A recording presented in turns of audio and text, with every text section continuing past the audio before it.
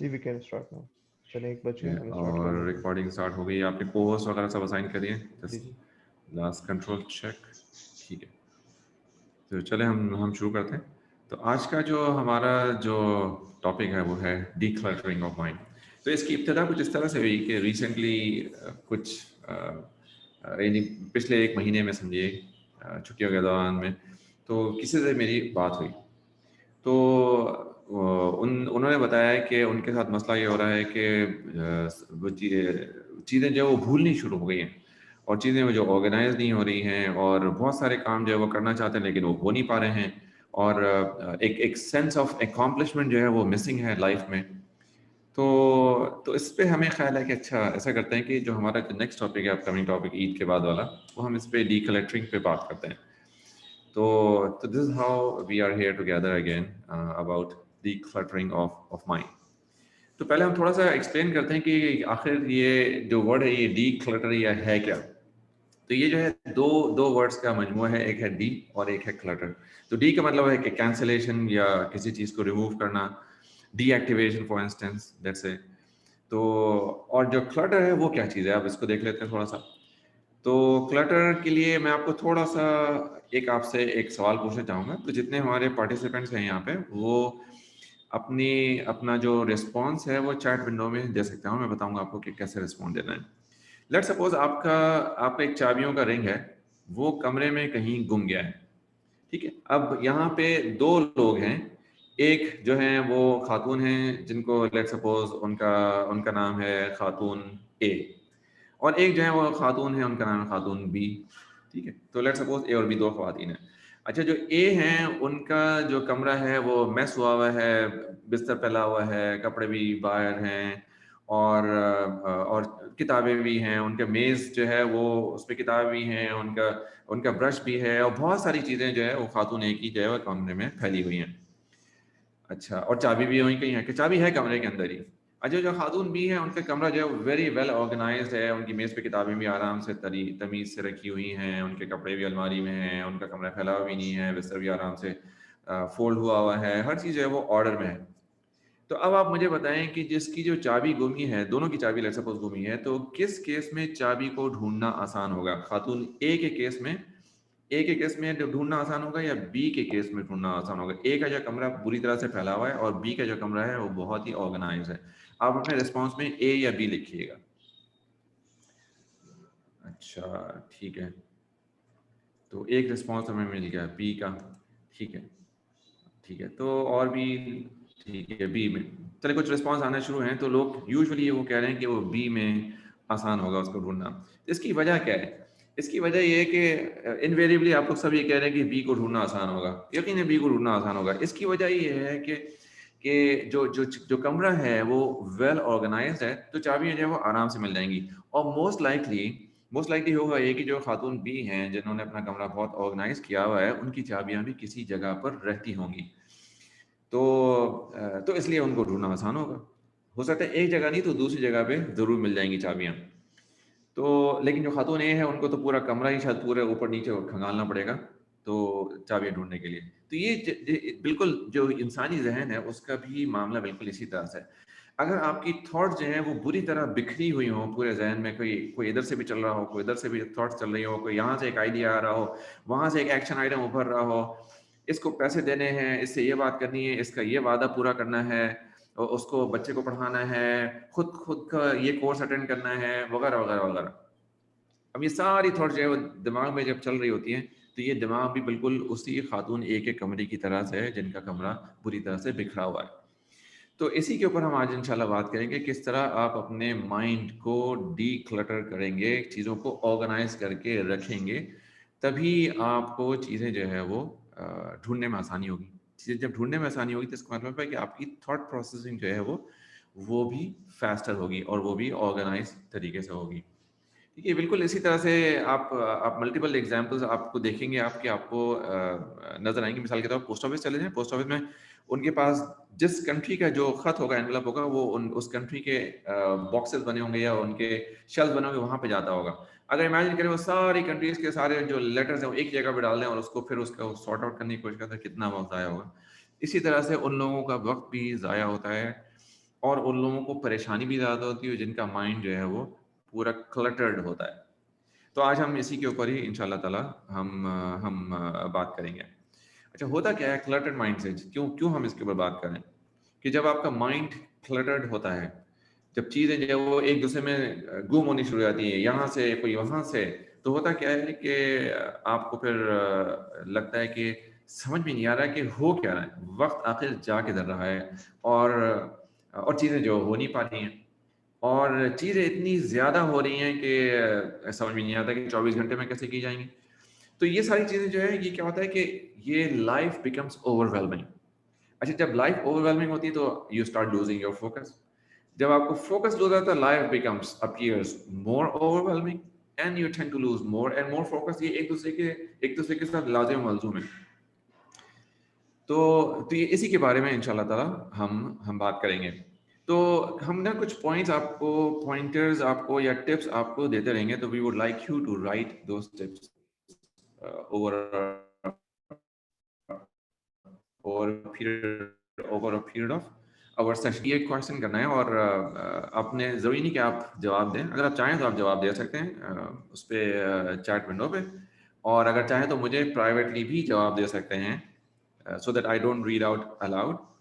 तो सबसे पहला काम आपने ये बताना है, जिन जिन जिन लोगों को भी ये प्रॉब्लम आता है, तो उनको सबसे पहला काम ये करना है कि उन्होंने ये बताना है कि वो अपने आप के साथ कितना टाइम स्पेंड करते हैं, so that they review their own life, what's really going on in their life, और वो कितना उस वक्त में क्या करते हैं वो, यानी कितना टाइम स्पेंड करते हैं और उस वक्त में कितना क्या करते हैं। ये दोनों चीज़ें जो है उन्होंने बतानी होंगी। तो अगर आप चैट विंडो में लिखना चाहें, चैट विंडो में लिखें। अगर आप मुझे प्राइवेटली रिस्पॉन्ड करना चाहें तो प्राइवेटली रिस्पॉन्ड कर सकते हैं। एक हफ्ते में कितना वक्त आप अपने आप के साथ बिताते हैं। तो चलें देखते हैं कि कोई रिस्पॉन्स आता है क्या चैट विंडो में। Let's see. Number of hours, आप नंबर ऑफ आवर्स ही लिख दें, कितना कितना वक्त आप अपने आप के साथ बिताते हैं। तो नईर भाई, इसका मतलब क्या, हाँ, अपना वक्त अपने साथ बिताने का? ओके, उसको थोड़ा सा एक्सप्लेन तो एक्सेलेंट करें। क्वेश्चन। ठीक है, इसका मतलब ये है कि आप अपने आप के साथ जब वक्त बिताते हैं तो आप सोचते हैं कि अच्छा मैं कहाँ खड़ा हूँ। लेट्स सपोज हम्म। मैं अपने ज़िंदगी के किस रोल में क्या कर रहा हूँ, मेरे अपने गोल्स क्या हैं। मिसाल के तौर पे अगर मुझे अपनी हेल्थ पे काम करना है तो मैं उस पे कहाँ पर हूँ, कितना काम कर रहा हूँ, कितना क्या है मेरे पास प्लान अपनी हेल्थ का। अगर मुझे अपनी कुछ ज़हनी या तालीमी काबिलियत या इस्तेदाद बढ़ानी है तो मैं उसके ऊपर कितना काम कर रहा हूँ। क्या मैं कुछ सर्टिफिकेशंस पे काम कर रहा हूँ, क्या मैं अपनी रिलेशनशिप्स पे काम कर रहा हूँ जिनके ऊपर मुझे काम करने की ज़रूरत है, या everything is just going as the way it is coming up. तो ये सारी बातें जो है वो ये उस वक्त ही समझ में आती है जब आप अपने आप के साथ थोड़ा सा वक्त गुजारते हैं। Thank you. ठीक है, सेल्फ तो रिफ्लेक्शन का टाइम हो गया, जो जिस तरह सेल्फ से आप इसको रिफ्लेक्शन कह का रहे हैं। टाइम, बिल्कुल हाँ बिल्कुल। ठीक हाँ, है। लेकिन हम लोग ऐसे भी तो होता है ना कि हम दिन भर में भी तो हमारे दिमाग उलझा हुआ होता है। हम्म, हमें कोई काम करना होता है तो हम वो कर नहीं पा रहे होते हैं। अगर मुझे अपना कोई काम करना है अपने लैपटॉप पे, अपना कोई असाइनमेंट बनाना है, तो जब तक किचन साफ नहीं होगा तो मेरा दिमाग में ही उलझा होता है। बिल्कुल तो बहुत सारी चीजें हैं वो हमारे क्लटर हुई भी होती हैं। बिल्कुल तो बिल्कुल फलानी चीज अच्छा वो बैकग्राउंड में चल रही होती है वो, कि ये चीज करना है वो चीज करना है, तो वो क्या होता है कि उस चीज पे फोकस नहीं हो पा रहा होता जो मैं बैठ के कर रही हूँ। हम्म, तो मुझे होता है कि अच्छा ठीक है, मैं वहां पर साफ करके आ जाऊँ या वहां पर चीज को जगह पे करके आ जाऊँ या किसी से बात करनी हो करके आ जाऊँ, फिर मैं दूसरी चीज करूँ। ठीक है। तो उसका आसान तरीका फिर मैंने ये निकाला कि सबसे पहले जो आपने कहा ना कितना टाइम अपने साथ आप बिताते हैं या कितना टाइम अपने साथ स्पेंड करते हैं, तो उसका आसान तरीका रहेगा, मैंने अपने टेबल के ऊपर एक छोटा सा व्हाइट बोर्ड रख लिया और उसके ऊपर मैं लिख देती हूँ कि अच्छा मुझे ये करना है। तो मुझे पहले ये लगा कि अगर मैं टाइम अगर उसको मैं लिख दूँ कि टाइम स्लॉट बना दूँ कि इसमें इस वक्त मैं इतने इतने बजे ये करूँगी तो मैं बाउंड हो जाऊँगी। तो मैंने उसको सिर्फ काम लिख दिए, लिस्ट डाउन कर दिया कि ये चीज़ें करनी है। उससे मुझे ये हो गया अच्छा हाँ ठीक है, दिमाग में से उतर गया और वो उसके ऊपर आ गया बोर्ड पे। तो ये इस तरह एक तरीके से जो है वो डिक्लटर किया। और अच्छा दूसरे ख़वातीन के पास इतनी इतनी चीज़ें होती हैं, एक जो आप बात कर रहे थे अभी डिक्लटरिंग की, तो सबसे अच्छी एग्ज़ाम्पल मुझे आती है जब हम बाहर से कहीं से आते हैं, तो हमारे बैग से चाबी नहीं मिलती। और ये बहुत ही कॉमन एग्जांपल होती है, ख़वातीन अपने बैग में हाथ डालती हैं, चाबी तलाश कर रही होती हैं, चाबी है कहाँ? तो चाबी मिलती ही नहीं है। तो चाबी फिर मिलती है बड़ी मुश्किल से, और फिर तो उसका ना हमारे बैग में भी इतनी चीज़ें जमा हुई हुई थी, इसी तरीके से हमारे ज़हन में भी इतनी चीज़ें जमा हुई हुई थी। तो अगर कभी मतलब बैग के अलग पॉकेट में अगर रख दी जाए तो चाबी आराम से मिल जाएगी। तो ज़हन के भी जो है ना एक अलग-अलग खाने बन जाएँ और उसको किस तरीके से हम खाने बना सकते हैं। तो व्हाट आई फाउंड ईज़ियर कि मैं उसको अपने ज़हन से उतार के लिख दूँ नीचे कागज़ पे, तो वो आसानी से हो जाता है। अब इंशाल्लाह आप आगे टिप्स और बताइए। ठीक है, ठीक है। तो हमने जो है अभी तक 2 बातें की यहाँ पे। एक तो हमने ये देखा है कि आप अपने वक़्त कितना अपने साथ स्पेंड करते हैं और उसमें करते क्या हैं। जलाल भाई, thank you for your raising your question. और दूसरा वॉइस में आपने बताया कि मैं जो है वो लिख लेती हूँ। अच्छा, लिख लेती हूँ, चीज़ों को लिख लेती हूँ। तो इसका मतलब एक्चुअली ओज़िंग आउट, वेंटिंग आउट। आप अपने कागज़ के ऊपर जो है वो अपनी चीज़ें जो है वो उतार लेते हैं। अच्छा, इसमें जो एक इम्पॉर्टेंट बात है, वो ये है कि अब लोग लिखते बहुत सारे लोग हैं। बहुत सारे लोग जो है ना वो कागज़ पे, पर्चियों पे इधर-उधर लिख लेते हैं। लेकिन पर्चियों पे लिखने से जो है ना उनका ज़हन जो है वो खाली नहीं होता। उसकी वजह क्या है? उसकी वजह है कि उनके ज़हन को, उनके माइंड को ये बात अच्छी तरह से मालूम है कि ये कागज़ जो है ना कल गुम जाएगा कहीं, ये कल नहीं मिलेगा। तो इसका मतलब है कि transferring this onto this piece of paper is not worth doing it. तो इसका मतलब है कि मुझे यानी ज़हन को इसके ऊपर इसको रखना है, इसको कंटेन करना है ताकि लूज़ ना हो और कागज़ बताने का कोई फ़ायदा नहीं है। तो आपके पास जो भी सिस्टम हो ना, ये बात याद रखिए, जो भी सिस्टम हो, मेक श्योर कि वो सिस्टम आपके लिए डिपेंडेबल हो, रिलायबल हो।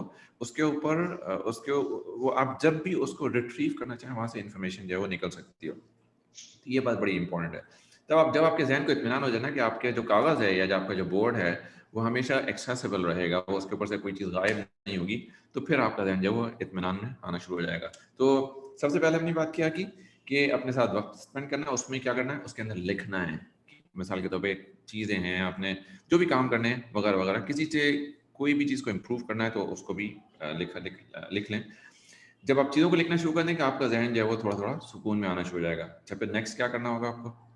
नेक्स्ट आपको करना ये होगा कि आप सारा काम एक दिन में नहीं कर सकते। तो ज़िंदगी में कुछ बातें हम जो सीखी हैं उसमें से एक बात जो है वो सुलेमान भाई जो टाइम लेंडर्स के हमारा बड़ा क्लोज़ एसोसिएशन रहा है टाइम लेंडर्स के साथ।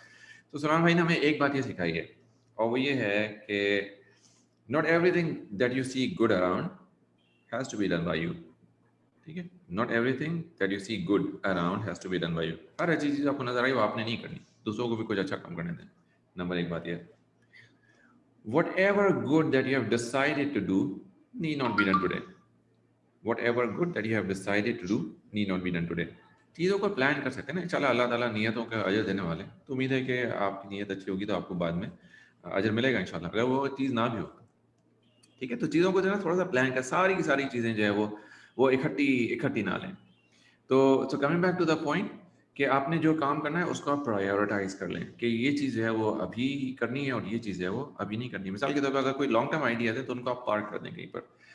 पार्किंग लिस्ट भी जो है ना या पार्किंग लॉट भी आपके लिए एक्सेसिबल होना चाहिए ताकि at any point in time आपको पता चले कि हाँ वो पार्किंग लॉट भी आप लेट्स से महीने में एक दफ़ा देख लिया करें या 6 महीने में एक दफ़ा देख लिया करें। लेकिन आपके जहन को पता हो कि एक पार्किंग लॉट है जहाँ पे आइडियाज़ जाके पार्क होते रहते हैं, तो at any point in time मैं जो है वहाँ से आइडियाज़ को रिट्रीव कर सकता हूँ, तो आपके माइंड को इत्मीनान होगा। तो इस तरह से आपके पार्किंग लॉट में आइडियाज़ जमा होंगे और वक्तन जब उसके ऊपर काम करने का वक्त होगा तो वो आपकी फिर डेली टू डू लिस्ट में आता रहेगा। तो coming back to the point, जब आप टास्क लिखते हैं अपने तो actually you are creating a to do list for yourself for on a day to day basis every day. जो चीज़ होती है उसके अंदर से वो काट दें और जो चीज़ ना होती है उसको आप अगले दिन पे ट्रांसफर कर दें। ये बहुत बेसिक लेवल ऑफ ऑर्गेनाइजेशन है अपनी थॉट्स को अपने माइंड को डीक्लटर करके अपने थॉट्स को ऑर्गेनाइज करने का, थॉट्स को स्ट्रक्चर करने का। अच्छा, नहीं ठीक भाई, है। किसी हाँ इसमें एक बताइए। बात ये थी, आपने जो एग्जांपल दी थी खातून ए और खातून बी की, ठीक है? हम्म तो खातून बी का तो कमरा ऑर्गेनाइज है, उन्हें तो चीजें आराम से मिल जाएंगी, ठीक है? हम्म लेकिन जो खातून ए है जिनका कमरा डिसऑर्गेनाइज्ड है, चीजें फैली हुई हैं, तो उनके लिए सबसे इम्पोर्टेंट क्वेश्चन तो ये होगा कि from where to start looking for the keys, क्या वो कीज को ढूंढना कहाँ से शुरू करें? तो इनके जी, लिए सबसे इम्पोर्टेंट टिप क्या है कि हम कहाँ से स्टार्ट ठीक करें? है। ज़बरदस्त सवाल है। तो उनको खातून को कमरा अपना ऑर्गेनाइज करना होगा। ठीक है? ये तो हो गई एक कमरे की मिसाल जिसके ऊपर हम बात कर रहे थे ना। उसके बाद हम उनको देखते हैं कि लेट्स से जिनका मैं रियल केस के ऊपर मैं ये पूरी ये चीज़ हमने ये हाइपोथेसिस डेवलप किया है, मैं वो रियल केस की बात करता हूँ। अच्छा, उस रियल केस में ये हुआ कि ये उन खातून के साथ मसला ये था कि चूंकि बहुत सारी चीज़ें चल रही थी, समझ में नहीं आ रहा था यहाँ पे ये वो सब कुछ इधर उधर चल रहा था। तो मैंने उनसे अर्ज़ की कि आप ये बताइए कि देखें आपके जो ना ये जो भी रूटीन्स हैं आपके, ये एक्चुअली जहाँ पे जाने पे आपका टाइम कंज्यूम हो रहा है, इसमें से कुछ चीज़ें हैं जो कि आपके टाइम थीव्स हैं। टाइम थीव्स का लफ्ज़ तो मैंने उस वक्त नहीं इस्तेमाल किया, लेकिन ये टाइम थीव्स जो आपको टाइम ले आती हैं। तो सबसे पहले आपको तो ये पता करना होगा कि आपका टाइम आखिर जाता किधर है। तो आपने कम से कम 2 हफ्ते ना अपनी टाइम की लॉगिंग करनी है। मैंने ज़िंदगी में कई दफ़ा किया है ये काम खुद भी। लॉगिंग का मतलब ये है कि आप हाफ एन आवर के स्लॉट्स एक कागज़ पे, सारे कागज़ पे आप एक लाइन्स खींच लें। उसके बाद हाफ एन आवर के स्लॉट डाल लें। मिसाल के तौर पे आपका दिन सुबह 6 बजे शुरू होता है, 4 बजे शुरू होता है, 8 बजे शुरू होता है, जितने बजे शुरू होता है। आधे-आधे घंटे के आप स्लॉट्स बना लें उसके ऊपर, हत्ता कि आपका दिन का इख्तिताम हो जाए, जहाँ पर आप सो जाएँ। जैसे 11 बजे सो जाते हैं आप। तो वहाँ तक हाफ एन आवर के स्लॉट में अब आपने क्या करना है कि उसमें आपने रिकॉर्ड करना है कि आपने उस हाफ एन आवर में क्या किया। और जब आप रिकॉर्ड करेंगे ना, आपको पता चल जाएगा कि एक पूरे दिन में क्या-क्या कार्रवाई हुई, दूसरे दिन में क्या हुई। 1 हफ्ते के बाद आपने उसको रिव्यू करना है। जब आप उसको रिव्यू करेंगे तो this will give you a good level of insight कि आखिर मेरी ज़िंदगी में जो है वो हो क्या रहा है। फिर ही तो आपको समझ में आएगा कि कौन-सी चीज़ जो है वो हाई प्रायोरिटी की थी, जिसके ऊपर काम हुआ। कौन सी चीज़ जो है हाई प्रायोरिटी की नहीं थी, जिसके ऊपर मैंने काम किया, जिसके ऊपर मैंने टाइम स्पेंड किया और I could have saved my time. देखिए, जब आप अपने आप को डीक्लटर करते हैं ना, उससे सबसे बड़ा फ़ायदा क्या होता है? उससे सबसे बड़ा फ़ायदा ये होता है कि आपकी एनर्जीज़ सेव होने लगती हैं। आपकी एनर्जीज़ वहाँ पे जाके इस्तेमाल होती है जहाँ पे उनको रियली इस्तेमाल होना चाहिए, बजाय इसके कि आपकी एनर्जीज़ वहाँ पे लगना शुरू हो जहाँ पे आपकी एनर्जी को नहीं लगना चाहिए। तो फैसल भाई, आपका जो क्वेश्चन था वो ये था कि वो आखिर करें क्या, राइट? वो खातून जो डिसऑर्गेनाइज है वो आखिर करें क्या? तो सबसे पहले वो जो डिसऑर्गेनाइज खातून है उनको तो पहले कमरा ऑर्गेनाइज करना है। ये तो एक एनालॉजी है ना। कमरा ऑर्गेनाइज करने का मतलब है कि उनको अपना माइंड ऑर्गेनाइज करना है। कैसे करना है माइंड ऑर्गेनाइज? एक तो ठीक है टास्क लिखें, दूसरा ये देखें कि वो अपना टाइम जो है वो कहाँ स्पेंड करती हैं। उनके 24 घंटे उसमें कितना टाइम स्पेंड होता है। बहुत सारे लोगों को पता नहीं होता कि वो सोते कितना है। वो कहते हैं अच्छा हम जी 5-6 घंटे सोते हैं, लेकिन जब वो अपना टाइम का लॉग करते हैं तो पता चलता है कि जो actual number of hours that they have slept is fairly different.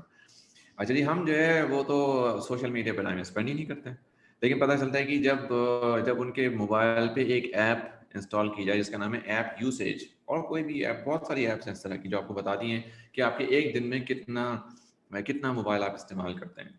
तो पता चलता है कि जी कि आपका जो व्हाट्सएप का यूसेज है वही 3 से 4 घंटे का एक दिन का, और उसके अलावा दूसरी ऐप जो है वो अलहदा है। तो यहाँ पे जो आपके टाइम टाइम थीव्स है ना, वो आपको पता चलेंगे आपको इस लॉगिंग से। तो उन खातून को करना ये चाहिए कि उनको पहले अपने टाइम थीव्स को पहले दबोचना चाहिए, पकड़ना चाहिए, आइडेंटिफाई करना चाहिए, फिर उन टाइम थीव्स को कुछ को किल करें ताकि अपनी ज़िंदगी से गैर ज़रूरी चीज़ें निकालें।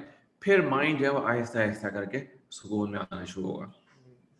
जो जो बात मुझे आपकी बहुत अच्छा आपने जवाब दिया। तो इससे जो बात मुझे समझ में आ रही है वो ये है कि सर्चिंग को आसान करने के लिए, देखिए सर्चिंग तो करनी पड़ेगी लाइफ में। Life is always overwhelming. बहुत सारी इंफॉर्मेशन है, बहुत सारे टास्क हैं, बहुत सारी रिस्पॉन्सिबिलिटीज हैं, रोल्स हैं हमारे जो चलते रहते हैं। तो सर्चिंग तो हमें करनी पड़ेगी लाइफ में। लेकिन सर्चिंग आसान हो जाती है अगर लाइफ सॉर्टेड हो, कि जिस तरह एक लाइब्रेरी है जिसके अंदर थाउजेंड्स ऑफ बुक है, hundred of thousands of books हैं, लेकिन उसके अंदर बुक ढूंढना जो है वो आपको आसान रहता है। उसकी वजह ये होती है क्योंकि हर टाइप की बुक का, यानी हर डोमेन की बुक का एक एरिया होता है। आप उस एरिया में जाते हैं और वहाँ पे उसी से रिलेटेड, उसी सब्जेक्ट से रिलेटेड बुक्स होती हैं। वहाँ पे वो सॉर्ट हुई भी होती हैं, कभी टाइटल से, कभी राइटर से, कभी उनकी पब्लिशिंग डेट से। तो वहाँ पे वो सॉर्ट करना आसान हो जाता है। तो इसी तरह मुझे बिल्कुल। लगता है कि अगर हम अपने दिन को भी सॉर्ट कर लें, ठीक है, और डिफरेंट एरियाज जो है दिन के, उनके कॉन्टेक्स्ट आइडेंटिफाई कर लें कि कब हम ऑफिस में हैं, कब हम घर में हैं, तो हम ऑफिस का क्लटर घर ना लेके जा रहे हो, घर का क्लटर ऑफिस ना लेके आ रहे हो। तो इससे हमें आसानी होगी कि हम वहाँ पे जो राइट एक्टिविटी है फॉर दैट राइट कॉन्टेक्स्ट वो हम परफॉर्म कर सकें विदाउट गेटिंग ओवरवेल्म। मैं आपको चंद छोटी-छोटी एग्जांपल देता हूँ, जिससे आपको पता चलेगा कि अगर आपका माइंड जो है वो उसको डिक्लटर करने की ज़रूरत है नहीं। कुछ आइडेंटिफायर्स या कुछ इंडिकेटर्स दे देता हूँ। जी। सबसे पहला इंडिकेटर है, अगर आप चीज़ों को भूलने लगें, तो इसका मतलब है कि your mind is cluttered, enough cluttered. उसको तो बहुत ज़्यादा ज़रूरत है डीक्लटर करने की, अगर आप चीज़ें भूलने लगे हैं तो। अच्छा, अगर आप को कुछ चीज़ों के ऊपर आपको काम करने का मौका नहीं मिला, मिसाल के तौर पे अपनी हेल्थ है या अपनी रिलेशनशिप है या और दूसरी चीज़ें, you are extremely over busy और that let's say super busy at some people, as some people take pride in calling them super busy. तो अगर ऐसा सुपर बिजीनेस का मामला है तो इसका मतलब है कि तब भी आपका माइंड जो है वो क्लटर्ड है और कुछ ना कुछ आपको करने की ज़रूरत है, ताकि आप अपनी सुपर बिजीनेस को कम करके कुछ उन चीज़ों पे फोकस कर सकें जिनके ऊपर आपको फोकस करना चाहिए। तो ये कम से कम 2 इंडिकेटर्स हैं। अगर कोई और इंडिकेटर मुझे समझ में आता है आपको थोड़ी देर में इंशाल्लाह बताऊंगा। मेरा ख्याल है एक इंडिकेटर ये भी है कि आप मल्टीटास्किंग स्टार्ट कर देते हैं। जब आप ज़्यादा क्लटर्ड आपका माइंड होता है ना, तो आप मल्टीपल चीज़ें एक साथ चलाने की कोशिश करते हैं और एक साथ जो है ना 2-3 जब टास्क पे आप काम कर रहे होते हैं तो आपके अटेंशन जो है वो भी डिवाइडेड होती है और वो टास्क भी जो है उस तरह से उनकी जो डिलीवरी होती है उस तरह से क्वालिटी डिलीवरी नहीं होती जिस तरह से आप चाहते हैं। तो इसके बारे में और भी फिर गुस्सा भी तो आने लगता है। हाँ, एंजाइटी जो गुस्सा है आने लगता बढ़ने है। लगती। फिर ठीक है, हाँ, एंजाइटी एंड एंगर जो है this is a symptom for decluttered mind. बिल्कुल। तो हमने जो हमारे ऑडियंस है उनको एक बहुत छोटी सी एग्जांपल उनको देते हैं अपने आप को ऑर्गेनाइज करने के लिए। देखिए ये पोस्टेड है ना, जिससे ये आप पोस्टेड तो हर जगह पे मिलता है ना, इसको तो कोई दिक्कत नहीं है। अगर आपके पास फर्स्ट लेवल ऑफ डीक्लटरिंग जो है वो आपको क्या करना होगा कि आपने एक्सक्यूज मी, आपने क्या करना होगा शाम में, आपने अगर आपके जहन में दिन में तो जहन चल रहा होता है ना, तो अगर शाम में आपने कुछ काम करना होगा यानी अगले दिन करना, तो आपने पोस्टेड पे लिख लिया कि अच्छा मुझे ये चीज़ जो है वो अगली सुबह करनी है। आपके दिन में भी अगर कोई चीज़ आ रही हो तो वो भी आप करना, उसके ऊपर लिखना शुरू करते हैं। This is first level of organisation जहाँ पे अपने माइंड को आप उतार लेते हैं। ह्यूमन माइंड का ये काम नहीं होता कि वो अपॉइंटमेंट्स याद रखे या डॉक्टर अपॉइंटमेंट्स या बर्थडेज या और कुछ, ये माइंड का काम नहीं है। ये इसके लिए जो है आप अपॉइंटमेंट्स इस्तेमाल कर सकते हैं, अपने आप गूगल कैलेंडर इस्तेमाल कर सकते हैं, मोबाइल के अलार्म इस्तेमाल कर सकते हैं। कोई भी ऐसी चीज़ जो कि जिसके लिए आपके पास कोई टूल है, उस चीज़ से आप अपने माइंड को ओवरलोड ना करें। तो अगर आप इस तरह से करें तो ये आपकी अपने माइंड के साथ बड़ी मेहरबानी होगी। अच्छा पता भाई, एक बीच में कमेंट आया था, किसी ने पूछा है चैट विंडो में, मैं देख रहा था कि किसी ने पूछा कि आपकी ये मजलिस इंग्लिश में भी होती है क्या? तो हम इसको कंसिडर करें कि हम फ्रॉम स्टार्टिंग बिगिनिंग ऑफ अगस्त इंशाल्लाह हम एक वीक ऑफ और एक वीक ऑन करेंगे। इसका इंशाल्लाह हम बाद में हम towards the end of the मजलिस हम इसको दोबारा से एड्रेस कर लेंगे। तो coming back to the point, तो येलो पोस्टेड नोट जो है that this is your first level of organisation, जहाँ पे आप अपनी चीज़ों को ऊज आउट कर सकते हैं। ठीक है, तो हम कहाँ से बात कर रहे थे कि आप के इंडिकेटर्स क्या हैं उसके डीक्लटर आपको करने की ज़रूरत है। तो these are the few of the indicators. अगर आपको गुस्सा आ रहा है, आपकी नींद भी पूरी नहीं हो रही है, तो इस तरह जो है वो आपको डीक्लटर करना पड़ेगा। ठीक है, तो और कोई सवाल है किसी के पास? अच्छा, एक इंडिकेटर ये भी होता है कि आपके पास टू डू लिस्ट में तो बहुत ज्यादा चीजें होती हैं लेकिन एंड ऑफ द डे होता कुछ नहीं है। यानी बहुत कम ही चीजें हैं जो कि चेकआउट होती हैं। काफी सारे काम स्टार्ट होते हैं लेकिन वो फिनिश नहीं होते।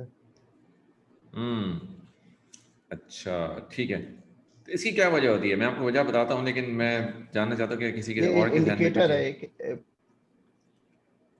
बिल्कुल, ये एक इंडिकेटर है बिल्कुल कि आपको डीक्लटर करने की ज़रूरत है। बिल्कुल, जब डीक्लटर करते हैं ना तो अपनी चीज़ों को प्रायोरिटाइज भी करते हैं। प्रायोरिटाइज का मतलब है कि ये काम मिसाल के तौर पे आज नहीं हो सकता, ठीक है, ये काम जो है इसको हम फलाने दिन कर सकते हैं। फलाने दिन आप उसके लिए जो है वो एक प्लान कर लें, एक स्लॉट, और आप उस दिन में वो इंशाल्लाह वो काम हो जाएगा। क्योंकि क्या होता है, एक चीज़ होती है reticular activation system, RAS, reticular activation system. होता है कि हमारे पास चीज़ें जो हमारे बैकग्राउंड ऑफ माइंड में होती हैं, उनको हमें ना खींच के लाना पड़ता है फोरग्राउंड ऑफ माइंड में। फोरग्राउंड ऑफ माइंड में उस वक्त आती चीज़ जब आपके सामने in terms of written text आपके पास हो, तो वो फोरग्राउंड ऑफ माइंड में होता है, वो आपके सामने रहता है, उसकी हायर प्रोबेबिलिटी होती है ऑफ गेटिंग एग्जीक्यूटेड। लेकिन अगर बैकग्राउंड ऑफ माइंड में होगा तो पीछे ही रह जाएगा, उसकी प्रोबेबिलिटी कम होती है कि वो एग्जीक्यूट हो। तो जब आप लिखते हैं चीज़ों को तो वो आप उसको आप फोरग्राउंड ऑफ माइंड में लेकर आते हैं। और लिखने का एक फ़ायदा और होता है कि जिस तरह अल्लाह सुब्हानहू तआला ने कुरान में कई जगह पे, कम से कम 2 जगह पे तो अल्लाह सुब्हानहू तआला ने कसम खाई ना, की कलम की, तो कलम जो है वो लिखना होता है, कलम एक राइटिंग इंस्ट्रूमेंट है, पेंसिल हो या पेन हो, चले भले इलेक्ट्रॉनिक कलम हो, लेकिन एक कलम हो कहीं जिससे आप कहीं पर लिख रहे हो। तो जब आप लिखते हैं तो एक्चुअली आप अपनी आंखों से भी उसको देखते हैं और अपनी हाथ से भी उसको लिखते हैं। दो जगह से ये आपके जहन में या आपके माइंड के पर्दे पे इंस्क्राइब हो जाता है, तो इसकी प्रोबेबिलिटी जो है वो हायर होती है ऑफ गेटिंग डन। अच्छा, अब आते हैं फैसल भाई आपकी तरफ, जो आपने जो कहा ना कि चीज़ें लिखी तो बहुत जाती हैं लेकिन हो नहीं रही हैं, तो उसका उसका क्या वजह है? उसकी वजह ये है कि हम अक्सर औक़ात जो है एक ह्यूमन टेंडेंसी होती है कि आप एक चीज़ पे काम करते हैं और इसको बोलते हैं वर्क इन प्रोग्रेस। अब एक चीज़ पे काम करते हैं और उसके बाद क्या होता है कि अचानक जो है वो आपके ज़हन में दूसरी चीज़ कूद जाती है, जंप करती है और आप कहते हैं ओह!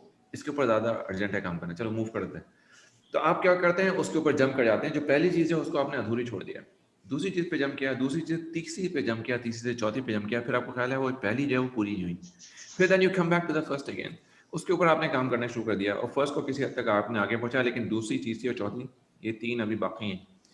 तो उसमें क्या होता है कि जब कॉन्टेक्स्ट स्विचिंग में फ्रॉम 1 टू 2 टू 3 टू 4 बहुत सारा टाइम लूज़ हो जाता है। टाइम भी लूज़ होता है, क्वालिटी भी लूज़ होती है, फोकस भी खराब होता है। तो ह्यूमन माइंड की टेंडेंसी नहीं होती है कि वो कॉन्टेक्स्ट को बहुत ज़्यादा क्विकली चेंज कर सकें।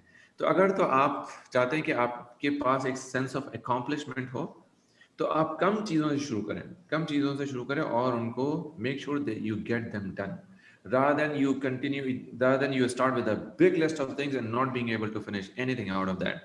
Start with a small list, finish items and feel happy about them. एक किताब है मैं आपको रेकमेंड करूंगा जिसका नाम है द वन थिंग। तो वन थिंग में गैरी केलर की किताब है, बड़ी अच्छी किताब है और मैं आपको एक्सक्यूज मी सिंसियरली रेकमेंड करता हूँ कि वो लोग हमारे पढ़ें, यहाँ पे जो भी हमारे ऑडियंस है। अब गैरी केलर की किताब से पता चलेगा कि आपको फोकस कितना ज़्यादा ज़रूरी है और ये किस तरह से आप डिक्लटर्ड माइंड के साथ आप चीज़ों को अचीव कर सकते हैं, अकॉम्प्लिश कर सकते हैं। जब आपके पास अकॉम्प्लिशमेंट शुरू हो जाएगी ना, तो आपका जो माइंड है उसको उसको उसकी एक फीलिंग ही डिफरेंट होगी, जो कि डिक्लटर्ड माइंड के पास नहीं होती है। उम्मीद है कि ये बात जो है वो समझ में आ गई होगी। बहुत सारी ख़वातीन स्पेशली अपना कैलेंडर बहुत, मैंने उनको देखा बहुत कम इस्तेमाल करती हैं। गूगल कैलेंडर हुआ या अपने मोबाइल का कैलेंडर हुआ, इस्तेमाल करें कैलेंडर ताकि आपका ज़हन जो है ना वो ऑफलोड हो और चीज़ों के लिए आप अपनी लाइफ के लिए टूल्स इस्तेमाल करें, तो ताकि आपकी चीज़ें जो है फैसिलिटेटेड हुआ करें। ये भाई जो आपने अभी कहा ना कि अपने एक जगह से दूसरी जगह ट्रांसफर नहीं हो सकते, कॉन्टेक्स्ट चेंज नहीं हो सकता ह्यूमन माइंड का, अनअचीवेबल बना लेते हैं कि हम इतनी सारी चीजें अपनी टू डू लिस्ट में डाल देते हैं कि है ना, तो जब बिल्कुल ऐसा होता है। नहीं होगा हम बिल्कुल क्या करते हैं कि जब हम देखते हैं कि अच्छा ये हुआ ही नहीं, तो हमें इतनी डिसअपॉइंटमेंट होती है कि अच्छा तो मैं तो लिखा भी था फिर भी नहीं हुआ, तो वो भी डिसअपॉइंटमेंट एक होती है, उसका क्या कहना बिल्कुल। है? ठीक है, इसका तरीका जो है ना, जो मैंने देखा है, जो मुझे जिसमें कामयाबी हुई है इसमें, उसमें ये है कि अगर आपके पास बहुत सारी चीज़ें अगर हैं करने के लिए, तो आप उनको ना सबसे पहले नंबर पे प्रायोरिटाइज करें कि आज मेरी प्रायोरिटी लिस्ट में ये चीज़ें जो है वो होनी चाहिए। आप उनको हाईलाइट कर लें और उनके ऊपर या कुछ सर्कल डाल दें, किसी तरह से पता चल जाए कि हाँ ये जो है टॉप प्रायोरिटी आइटम्स है। इसका मतलब है कि जो बाकी जो है वो टॉप प्रायोरिटी नहीं है, तो या तो उनको दूसरे दिन में शिफ्ट किया जा सकता है या उनको जब टाइम मिले लेटर ड्यूरिंग द डे तो वहाँ पे शिफ्ट हो जाए। तो जब टॉप प्रायोरिटी आइटम्स आपके अचीव होने शुरू हो जाएंगे, इंशाल्लाह आपको ये सेंस ऑफ अकॉम्प्लिशमेंट जो है वो हो जाएगा। नंबर एक बात ये। नंबर दो बात ये है कि अक्सर औक़ात हम अपने टाइम को एलोकेट नहीं करते हैं प्रॉपर्ली। तो अब क्या होता है, जब एलोकेट नहीं करते हैं, और ये मेरे साथ भी होता है, ये हर एक के साथ होता है, जब टाइम को आप एलोकेट नहीं करते तो हमारे पास बीच बीच में खाली पॉकेट्स होते हैं कई। उन खाली पॉकेट्स में क्या करते हैं हम, अपना मोबाइल उठाते हैं, फेसबुक चेक कर लिया, व्हाट्सएप चेक कर लिया, ये चेक कर लिया, वो कर लिया, वगैरह वगैरह, और वो स्लॉट जो है ना वो यूं डिसअपियर हो जाते हैं।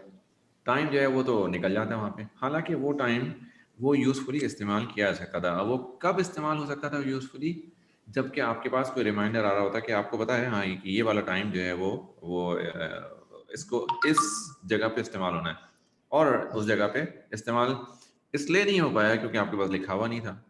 जो कि आपने एक काम खत्म किया, आपके पास कुछ टाइम है और आपने दूसरे काम खत्म होने में आप ये वाला जो है ना वो गैप एरिया है, तो यहाँ पे गैप एरिया के चूंकि आपने कोई लिखा हुआ नहीं था, कोई टाइम एलोकेटेड नहीं था, तो ये गैप एरिया जो है आपका ऐसे ही चला गया, व्हाट्सएप में या फेसबुक में या इधर उधर चला गया या किसी से बात करने में चला गया। Right, so अच्छा, this is how we don't get accomplished at the end of the day. उम्मीद है आपके सवाल का जो है वो जवाब मिल गया होगा। अगर नहीं अच्छा तो आप मुझे थोड़ा सा नईम दोबारा भाई, बताइए। हमारे पास कोई जो है ना कुछ शेयर करना चाह रही है, कुछ सवाल पूछना चाह रही है, हाँ हाँ तो शगुफ्ता, गो बिल्कुल, ahead please. by all means।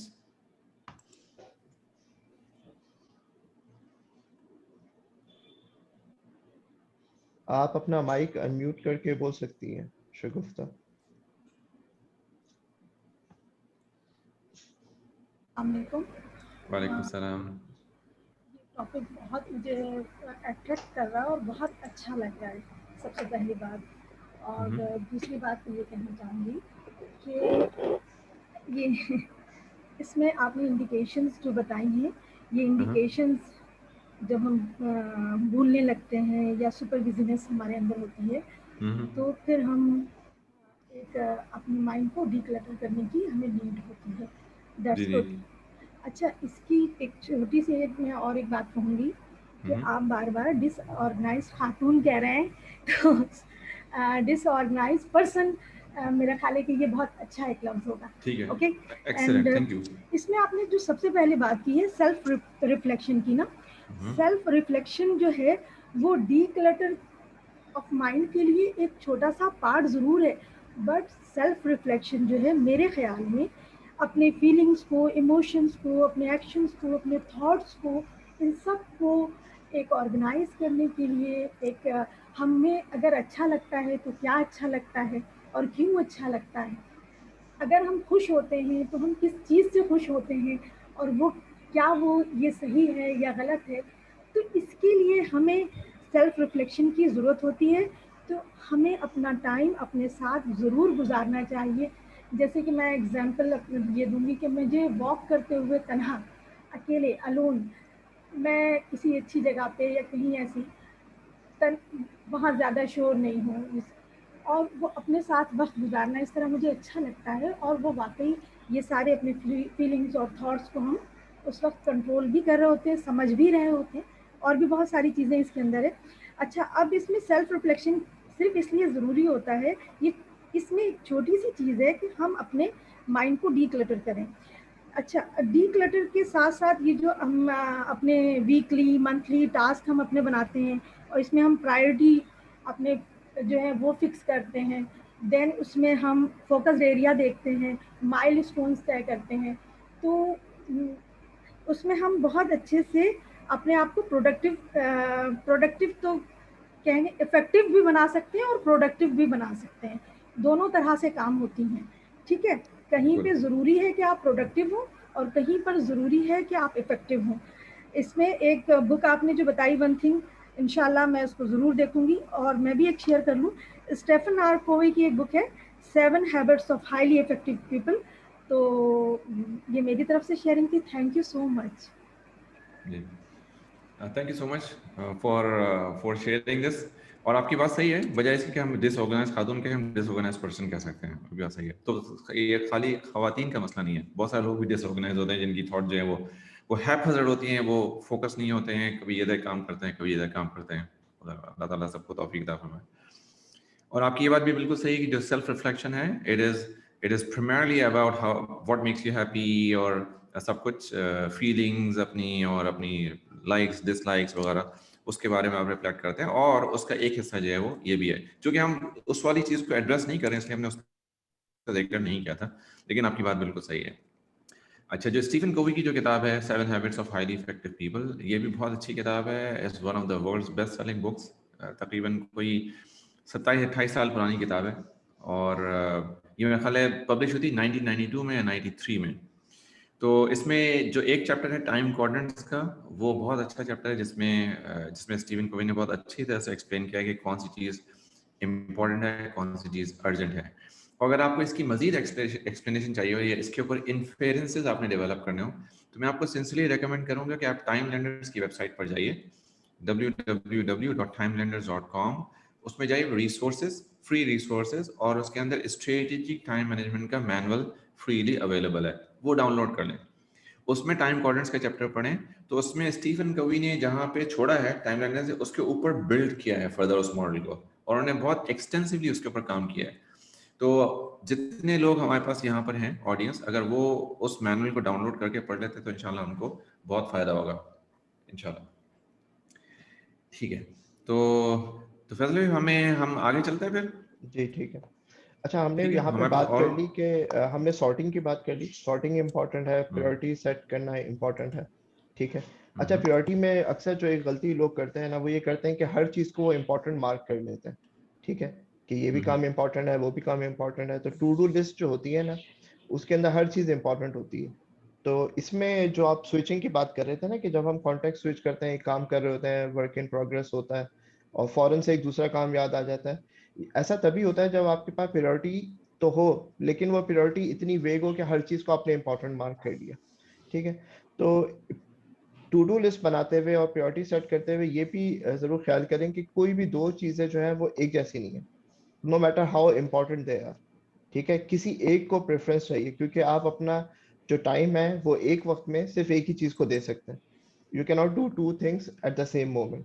तो वो अगर आपको चॉइस करनी पड़ जाए तो वो कौन सी चीज होगी? तो जब भी आप टू डू लिस्ट बनाएं तो उसको इस तरह से सेट करें कि हाईएस्ट प्रायोरिटी जो आइटम है वो सबसे टॉप पे हो, और उसके बाद जिस तरह प्रायोरिटी डिक्रीज हो रही है उस तरह से लिखें, ताकि आपको पता हो कि किस काम को छोड़ा जा सकता है और किस काम को छोड़ा नहीं जा सकता। ठीक है। ये एक चीज थी इसमें इम्पोर्टेंट।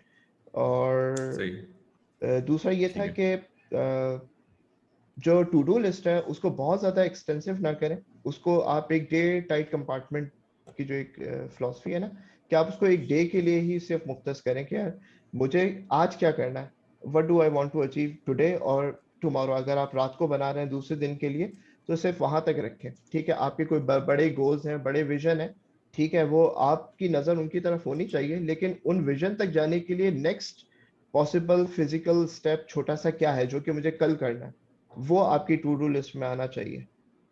ठीक है, ऐसा ना हो कि आपने वहां पे बिल्कुल अपना सही। पूरा जो है ना विजन या गोल लिख दिया और दूसरे दिन जब आपसे पढ़े तो आपको ये तो पता हो कि मुझे किस डायरेक्शन में काम करना है, लेकिन ये नहीं पता हो कि क्या काम करना है।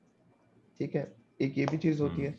और एक और चीज जो डिस्कशन के दरमियान मेरे जहन में आई थी कि डीक्लटर जब आप माइंड को कर रहे हो ना, तो आप चीजों को जो भी आइटम आपके जहन में आए ना, आप उसको लिखें और उसके बारे में सोचें, क्योंकि बहुत सारे लोग जो है ना उनके माइंड क्लटर्ड होते हैं उन चीजों की वजह से जिन चीजों को वो कंट्रोल भी नहीं कर सकते। मसलन बहुत सारे लोग हैं वो न्यूज को फॉलो कर रहे होते हैं, बहुत क्लोजली फॉलो कर रहे होते हैं।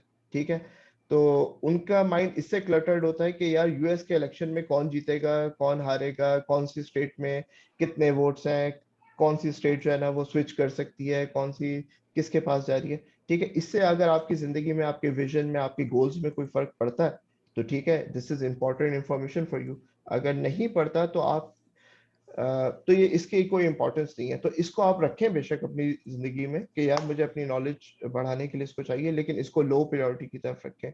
उन चीजों को जो कि आपके लोकस ऑफ कंट्रोल में है, जो कि आपको हेल्प कर सकती हैं आपकी अपनी डेस्टिनी को चेंज करने में, उनको हायर प्रायोरिटी पे सेट करें। ठीक है, उनको अपने माइंड में रखें, क्योंकि आपके माइंड की जो कैपेसिटी है ना, वर्किंग मेमोरी जो है वो बहुत लिमिटेड है।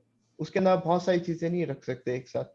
तो आपको सिर्फ इंपॉर्टेंट चीजें रखनी है। लेट्स से कि आप अगर जैसे कोई एक कोई प्लम्बर है, वो कहीं पे काम करने जाता है तो पूरी दुनिया के टूल्स नहीं उठा के अपने साथ लेके जाता। उसके पास जो एक मोस्ट इंपॉर्टेंट जो टूल्स है, जो उसको पता है कि यार ये सबसे ज्यादा मेरे काम आते हैं, तो अभी मैं जा रहा हूँ, मेरा फर्स्ट विजिट है, तो मैं इन्हीं टूल्स को लेके जाऊँ। ठीक है, और फिर उसके बाद जब मैंने काम को असेस कर लूँ, मुझे किसी और टूल की जरूरत हो तो सिर्फ उस टूल को मैं अपने निकाल के लाऊं। तो इसी तरह हमारी जो लॉन्ग टर्म मेमोरी है उसमें तो बहुत सारी इंफॉर्मेशन स्टोर हो सकती है, लेकिन वर्किंग मेमोरी के अंदर बहुत ही छोटा सा एक बैग है जिसके अंदर बहुत ही की इंफॉर्मेशन आप रख सकते हैं। तो वो कॉन्टेक्स्ट डिपेंडेंट होनी चाहिए कि आप इस वक्त कौन सा काम कर रहे हैं, किस गोल पे अपने काम कर रहे हैं और क्या आप करना चाहते हैं, उससे रिलेटेड सिर्फ इंफॉर्मेशन रखें। बाकी जो भी इंफॉर्मेशन है उसको लो प्रायोरिटी पे रखें, और उसको जितना ज्यादा फिल्टर कर सकते हैं वो आपके लिए ज्यादा अच्छा है। खासतौर पे वो इवेंट्स जो कि आप कंट्रोल ही नहीं करते, उसको आप जितना ज्यादा आप फिल्टर करेंगे उतना ज्यादा जो है ना आपका माइंड जो है ना वो ऑर्गेनाइज हो जाएगा, और उतनी ज्यादा आपको स्पेस मिलेगी अपने गोल्स और अपने विजन पे काम करने के लिए। ठीक है, तो चलिए अपनी डिस्कशन में आगे चलते हैं। Thank you very much for adding the inputs. आपको कुछ और बातें जिनको हमने एड्रेस करना है, और आप दोनों वाइस में और फैजल भाई आप ऐड कर सकते हैं जो मैं पॉइंट्स बता रहा हूँ। तो इसमें जब आप डीक्लटर की बात करते हैं ना जिस वक्त, तो एक्चुअली जो क्लटर है वो, उसमें बहुत सारा क्लटर जो है ना हम उसको अलाउ करते हैं कि हमारे हमारे जहनों में और हमारे दिमाग में बैठ जाए। अच्छा जी, अब वो कैसे होता है? वो क्लटर जो है वो इंटरप्शन से भी आता है। मिसाल के तौर पे आपके पास जो है वो नोटिफिकेशन ऑन है, फॉर इंस्टेंस व्हाट्सएप की नोटिफिकेशन ऑन है, तो इसका मतलब आपका मोबाइल जो है सारा दिन बजता रहेगा, यानी वो टिडिंग टिडिंग की आवाज़ें जो है वो सारे वक्त आती रहेंगी। तो मोस्ट लाइकली अगर आपने उसके नोटिफिकेशन ऑफ नहीं किए हुए हैं तो most likely you will pick up your phone many times during the day, और फिर आप उसके अंदर जो है व्हाट्सएप मैसेजेस चेक करोगे। रिसेंटली मुझे एक यंग सॉफ्टवेयर इंजीनियर को कोच करने का इत्तेफाक हुआ, तो वो उसके साथ मसला ये था कि he wanted to do some certifications, लेकिन काफ़ी अरसे से वो नहीं कर पा रहा था सर्टिफिकेशंस। तो एक दो उसके साथ कोचिंग के सेशंस हुए, तो he decided to do something different. तो उसने क्या किया कि अपना फ़ोन जो है वो अपनी वाइफ को दे दिया, घर में अपनी बीवी को दे दिया फ़ोन, कि ये फ़ोन जो है ना ये ले जाओ मेरे पास से, और मुझे 4 घंटे से पहले फ़ोन वापस नहीं करना। तो बीवी ने कहा ठीक है। अब वो लेके दूसरी फ़ोन कमरे में चलेगी, तो he was able to focus, have a focus work, email की नोटिफिकेशंस बंद की, and he was able to make a focus, concentrated attention towards whatever he wanted to do. तो माशाल्लाह within a month काफ़ी सारे जो है वो अचीवमेंट्स जो है वो सामने आने लगे, क्योंकि जहन जब फोकस कर रहा था ना, तो जब बहुत सारी चीज़ें जो है वो इंटरप्शंस जो है ना, जो हम जो क्लटर्ड माइंड को हम अलाउ करते हैं ना इंटरप्शंस की वजह से, तो वो इंटरप्शन जब कम हुई तो माइंड का क्लटर भी उस वक्त से वहाँ से कम होना शुरू हो गया। फिर उसने 1 हफ्ते तक उसने इसी तरह से किया। उसके बाद उसने क्या किया कि उसने अपने पास फ़ोन ला के रख लिया, लेकिन उसने क्या किया, फ़ोन अपने पास नहीं रखा, फ़ोन कमरे के दूसरे एंड पर रख दिया। और उसने अपने कैलेंडर में, ये मैं आपको रियल लाइफ एग्जांपल दे रहा हूँ, उसने अपने कैलेंडर में 1 घंटे के बाद एक 5 मिनट का स्लॉट रखा, हर घंटे के बाद एक 5 मिनट का स्लॉट रखा, so that he could go to his phone, check his messages and then come back. तो हर 1 घंटे के बाद 5 मिनट का ब्रेक भी मिल गया। उससे वो फ़ोन पे जाके मैसेज चेक करके और जल्दी-जल्दी जो भी करना था क्विकली और वापस आ गए। We can type very fast actually over the phone, उसके कीबोर्ड पे। तो इम्पोर्टेंट मैसेजेस को रिप्लाई किया और वापस आ गए। तो इस तरह से he was able to produce a lot much more than before. तो ये आपको एक रियल लाइफ एग्जांपल बता रहा हूँ। तो अक्सर औक़ात जो है ना, हम डीक्लटर की जब हम बात करते हैं तो हम एक्चुअली उसके लिए कोई टूल्स इस्तेमाल नहीं करते हैं। एक तो हम डिस्ट्रैक्शंस को भी अलाउ कर रहे होते हैं, और फिर टूल भी हम कोई इस्तेमाल नहीं करते। ठीक है? तो इसके लिए अगर टूल इस्तेमाल करेंगे तो इंशाल्लाह वो आपको काफ़ी फ़र्क पड़ेगा। अच्छा, अब हम चलते हैं अगली चीज़ के ऊपर। एक और चीज़ जो है वो है your ability to say no to people. तो अब क्या होता है कि आप अपनी चीज़ों पे, यानी अपने ज़हन पे जब बार डालते हैं ना, जब चीज़ों का आप अननेसेसरी लोड उठाते हैं, उस तरह उठाते हैं, तो फलाना ने कहा कि भाई आप जो है वो मेरे लिए कर सकते हैं। हाँ जी, आपने कहा कर सकता हूँ। चलो आपने एक वज़न और उठा लिया इधर। फिर जो है फलाना ने कहा कि अच्छा जी आप जो है वो मेरे साथ शॉपिंग पे चल सकते हैं। हाँ जी, आपके साथ चल सकता हूँ या चल सकती हूँ। तो आपने एक लगेज इधर भी उठा लिया। फिर वो किसी और ने, आपने दूसरे का, अच्छा भाई आप ये जो है ना मेरा फलाना काम कर दिया, मैं फलाने से बात करता, आपने एक और उठा लिया। तो आपकी कमर जो है ना वो झुकती चलेगी, लोड पे लोड आता चला गया। तो इसी तरह से हम अलाउ करते हैं अननेसेसरी इंटरप्शंस को अपनी लाइफ में, और this is how we not only clutter our mind, actually we clutter our day and routines as well. बहुत सारे लोगों से आप कमिटमेंट कर बैठते हैं, हाँ मैं आपका ये भी कर दूंगा, ये मैं आपके लिए फलाना काम भी कर दूंगा, और वो आपसे होता नहीं। क्योंकि होता क्यों नहीं? किस लिए कि आपके अपने पास भी बहुत सारे काम है ना जो आपके अपने करने के, फिर वो आपकी टू डू लिस्ट में उनके काम भी ऐड हो जाते हैं अपने कामों के अलावा, और फिर जो है नतीजा जो है वो नहीं होता। तो one of the prime reasons कि आपके लोगों से कमिटमेंट बहुत ज़्यादा होते हैं, और आप अननेसेसरी रिस्पॉन्सिबिलिटीज अपने कंधे पे डाल लेते हैं, जिसकी वजह से आपका दिन जो है ना वो हैवी ड्यूटी होता चला जाता है। आप कितना लोड उठा सकते हैं? आप उतना ही लोड उठा सकते हैं ना जितनी आपकी कैपेसिटी। 1 लीटर की बोतल में आप कितना पानी भर सकते हैं? तो जिन खातून से मेरी बात हो रही थी चंद दिनों पहले, तो उनसे मैंने यही सवाल पूछा। मैंने कहा कि ये बताएं कि आपके पास 1 लीटर की बोतल है अगर, तो उसमें आप 1 लीटर पानी से ज़्यादा भरने की कोशिश तो नहीं कर रही? तो सोच में पड़ गई। कह रही कि उसमें तो 1 ही लीटर पानी आ सकता है। मैंने कहा यकीनन 1 ही आ सकता है, लेकिन आप कितना भरने की कोशिश कर रही हैं उसमें? तो फिर उनकी समझ में आया कि अच्छा, probably I am trying to do more than what I can do in a single day. तो उम्मीद है कि जो है वो ये बात भी क्लियर हो गई होगी। अच्छा, तो अगर किसी के पास कोई सवाल है तो वो बता सकते हैं, नहीं तो फिर हम आगे चलते हैं। दूसरों की आप जैसे कह रहे हैं दूसरों की बातें भी हम अपने कंधे पे उठाते हैं और फिर वो चलने की कोशिश करते हैं तो और नहीं कर पा रहे होते तो फिर ज़हनी दबाव का शिकार होना शुरू हो जाते हैं बिल्कुल और वो इतना ज़्यादा बढ़ता चला जाता है कि फिर वो कोई और सूरत इख्तियार कर जाता है। कभी-कभी हम अपने आप से इतने डिसअपॉइंटेड हो जाते हैं कि हम कुछ कर ही नहीं सकते। हम करना चाह रहे होते हैं लेकिन हो ही नहीं पा रहा होता है। मैं ये भी करना चाहती हूँ, मैं वो भी करना चाहती हूँ लेकिन मैं कुछ भी नहीं कर सकती। तो कभी-कभी इतनी डिसअपॉइंटमेंट भी होती है तो उस वक़्त फिर दोबारा फिर शुरू से देखना पड़ेगा ना कि कौन-कौन सी चीज़ें थी जो मेरी लिस्ट में आ गई थी जो मैं नहीं कर सकती थी, बिल्कुल लेकिन जिसकी कमिटमेंट मैंने कर ली थी।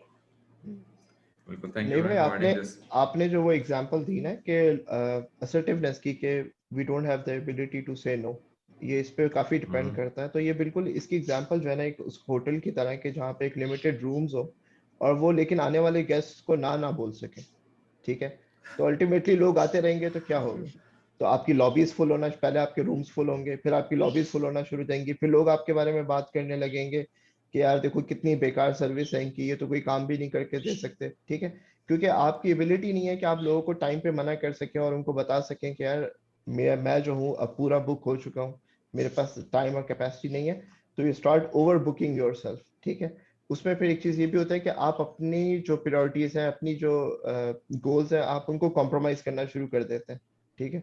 अब कुछ अरसे तक तो आपको अच्छा लगता है कि आपने लोगों की मदद की, but after certain period of time, 2-3 साल के बाद आप कहते हैं यार मैं कहाँ पहुंचा, मैं तो कहीं पे भी नहीं पहुंचा, लोग तो आगे निकल गए, लोग तो आगे बढ़ गए, ठीक है, और मैं वहीं पे खड़ा हूँ। तो इसी तरह तो वो होटल ना बने कि जो किसी को नो ना बोल सके और अपने आप को जो है ना बिल्कुल तबाह कर ले, क्योंकि वो ज्यादातर लोगों ज्यादा देर चल नहीं सकेगा और लोगों की हेल्प नहीं कर सकेगा।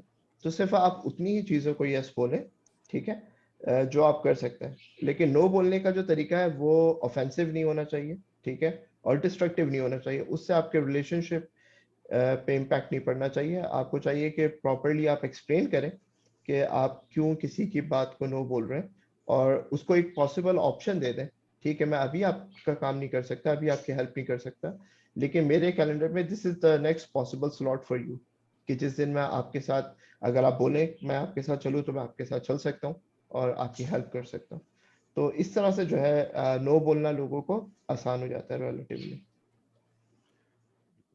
अच्छा भाई सुनिए, आपकी एक कही हुई बात की तरफ मैं वापस आता हूँ। आपने कहा कि हमारे टू डू लिस्ट में बहुत सारी चीजें होती हैं और वो हो नहीं पाती हैं। शायद फैसल आपने भी कुछ इस तरह से थोड़ी देर पहले एक बात की थी।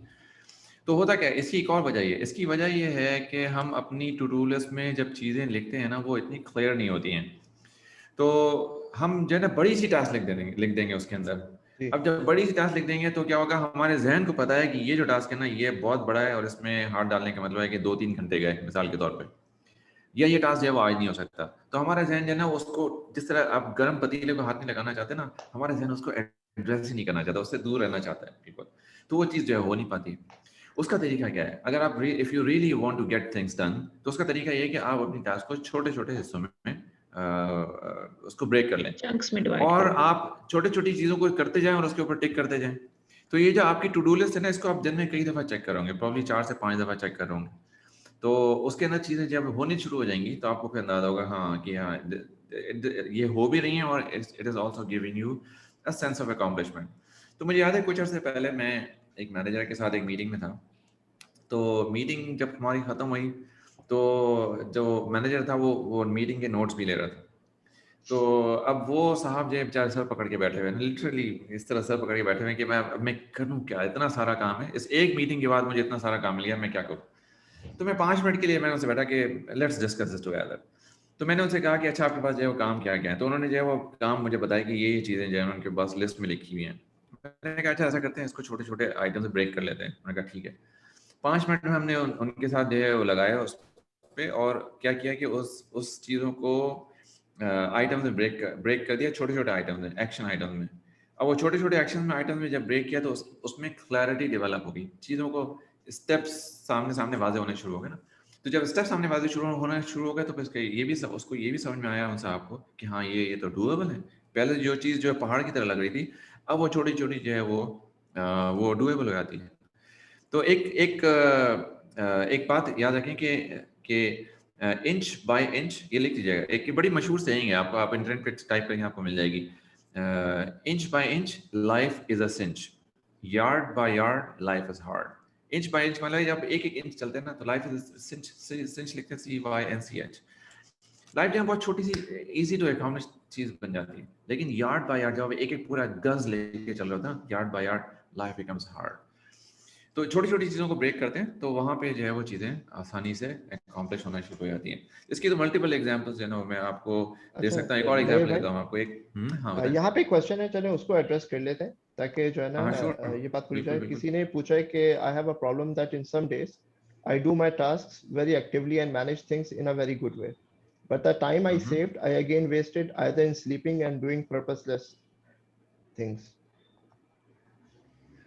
थोड़ा सा दोबारा बताएं, आपने कहा कि the time when I The am time I active. saved, I again wasted either in sleeping or doing purposeless things. यानी उनके कहने का मकसद है कि जब वो चीज़ों को बहुत अच्छी तरह मैनेज कर लेती हैं तो उनके पास कुछ टाइम स्लॉट्स क्रिएट हो जाते हैं, लेकिन वो टाइम स्लॉट्स को जो है ना किसी अच्छे पर्पसफुल काम के लिए यूज नहीं करती बल्कि सोने या किसी और चीज में यूज कर लेती हैं। तो इसकी जो एक चीज है ना, जो कि हमने सॉर्टिंग के बारे में बात की थी और प्रायोरिटीज के बारे में बात की थी, उसमें ये कि आपके पास एक से ज्यादा चीजों की जब आप प्रायोरिटी सेट कर लेते हैं ना और आपका एक काम खत्म होता है तो आपको ये पता होना चाहिए कि मेरे पास नेक्स्ट बेस्ट थिंग क्या है करने के लिए।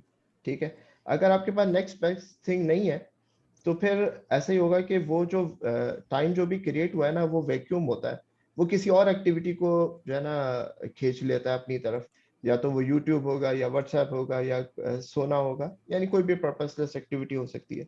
तो इसके लिए जरूरी है कि आपके पास जो है ना अपने टास्क ऐसे जो कि आपसे मिस हो जाते हैं या आपके लो प्रायोरिटी टास्क भी हैं, लेट्स से आपने आज के सारे हाई प्रायोरिटी टास्क कर लिए, तो लिस्ट जो है ना आपके पास एग्जॉस्टिव नहीं होनी चाहिए। उसमें कुछ ऐसे भी आइडियाज, जैसे कि हम शुरू में बात कर रहे थे कि आपने अपना पार्किंग लॉट बना लिया, वहां पे अपने आइडियाज जो है ना आपने लिख लिए, अब आपके पास इस टाइप का टाइम क्रिएट होता है तो ये बेस्ट टाइम है अपने पार्किंग लॉट को जाके देखने का कि यार कौन सी ऐसी चीज थी जो मैं करना चाहता था, ठीक है, कौन सी चीज है जो मुझे कभी अट्रैक्टिव लग रही थी और मैं उस पर काम करना चाहता था लेकिन मुझे कभी टाइम ही नहीं मिला। तो अब आपके पास टाइम है, वहां से जो भी आपको बेस्ट टास्क मिले उस टाइम के लिहाज से कि आप उसको पिक करके लाएं और उसके ऊपर काम शुरू कर दें। आपके पास कोई और टिप है? नहीं है भाई तो आप बताइए। बिल्कुल एक्सीलेंट बात। मैं आपको बाद में थोड़ा सा ऐड करूंगा यहाँ पे कि जो आपने जिनका भी ये क्वेश्चन है और जिसके ऊपर आपने बात की है ये, तो इनके साथ एक छोटा सा इनको एक एक्सरसाइज अगर करें तो इनको उम्मीद है कि फ़ायदा होगा। और वो एक्सरसाइज ये है कि अपनी आप ज़िंदगी का थोड़ा सा जायज़ा लें और आप ये देखें कि अपनी ज़िंदगी में आपको क्या अकॉम्प्लिशमेंट करने हैं, आगे जाके क्या करना है। मिसाल के तौर पे आपने अपनी रीडिंग स्पीड बढ़ानी है फॉर दैट मैटर, या अपनी कुछ ज़हनी या तालीमी काबिलियत या इस्तेदाद आपने बढ़ानी है, किसके ऊपर काम करना है, कौन सी स्किल्स आप डेवलप करना चाहते हैं, किस तरह आप दूसरों के लिए यूज़फुल बनना चाहते हैं। कुछ ना कुछ जब आप इसके ऊपर थोड़ा सोचेंगे किस तरह अपनी स्ट्रेंथ्स को लेवरेज करते हैं अपनी स्किल्स के जरिए से, जब इनके ऊपर आप कुछ ना कुछ सोचेंगे तो आपके पास कुछ ना कुछ एक्शन आइटम जरूर आएंगे। जब एक्शन आइटम्स आपके पास आएंगे तो फिर आपका टाइम जो है वो फिर आपको शॉर्ट पड़ने लगेगा। फिर आपके पास करने के लिए इतना वक्त होगा कि फिर आपका सोने का दिल नहीं चाहेगा, या उस टाइम में आपका यूट्यूब पे वक्त ज़ाया करने का दिल नहीं चाहेगा, क्योंकि आपके पास एक्शन होंगे करने के लिए। तो रिसेंटली एक साहब को कोच करने का इत्तेफाक हुआ। तो ये साहब जो थे इन्होंने ये एक जगह पे काम करते हैं, एक एचआर की कंपनी में, और एक कंपनी में एचआर के तौर पे, एचआर प्रोफेशनल के तौर पे। अब ये जो है अपनी फील्ड जो है वो चेंज करना चाहते थे। He wanted to come towards IT, क्योंकि उनका उनका एक इंटरेस्ट था। अच्छा, अब उन्होंने क्या किया कि उन्होंने आईटी की तरफ जो है वो अपनी पढ़ाई शुरू कर दी। अच्छा, उसके बाद क्या किया है कि एक बिजनेस भी खोल लिया। अच्छा भाई, बिजनेस कौन सा खोलना भाई? बिजनेस जो है वो उन्होंने कुछ मार्केटिंग प्रोडक्ट्स का, वो कुछ सेल्फ केयर के प्रोडक्ट्स का जो बिजनेस खोल लिया। यानी अब एचआर की जॉब अलग है, आईटी की तरफ आपका फोकस है because you want to go towards that. अब वो बिजनेस भी, उसके अलावा जो है बिजनेस भी खोल लिया। चीज़ें जो है वो बिल्कुल हेवायर, बिल्कुल जैसे बिखर गई ना, अब समझ में नहीं आया क्या करना है। अच्छा, अब जो बात इंटरेस्टिंग है वो अब आप देखिए, अब इन साहब के साथ जब कुछ समझ में नहीं आ रहा था कि जिंदगी बहुत शदीद मसरूफ, तो अब ज़ाहिर ज़हन थक जाए सारे दिन के काम के बाद, तो इन्होंने कहा कि अब मुझे रात को रिलैक्स करना है। तो रात को 9:30 बजे से लेके 12 बजे तकरीबन 2.5 घंटे जो है ये जो है वो यूट्यूब पे वीडियोस देखने लगे। अच्छा, और and it continued for months and months.